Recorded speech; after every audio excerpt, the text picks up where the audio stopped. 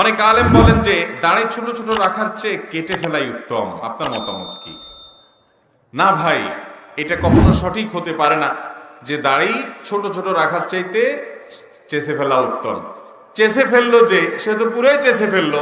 যেই বেচারা একটু রাখছে সে একটু হইলেও রাখছে, কিন্তু এই একটু রাখাটা দায়ের নির্দেশনা না। নবী করিম সাল্লাল্লাহু আলাইহি সাল্লাম দাড়ি সম্পর্কে নির্দেশ দিয়েছেন, আফুল্লোহা আরফুল্লোহা, তোমরা দাড়ি ছেড়ে দাও, দাড়িকে লম্বা করো। দাড়িকে খোঁচা খোঁচা করতে নবীজি বলেন নাই। দুনিয়াতে যত ইমাম আছে, কোন ইমাম দাড়িকে খোঁচা খোঁচা রাখার অনুমতি নির্দেশ দেন নাই। সমস্ত ইমামরা একমত, দাড়ি পুরুষের জন্য দাড়ি লম্বা করা ওয়াজিব। পুরুষের জন্য দাড়ি লম্বা করা কি ভাই?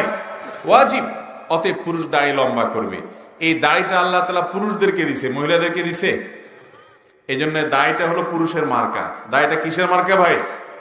এখন যারা পুরুষ হিসাবে নিজের মার্কাই রাখতে চান না, এটা তাদের ব্যাপার।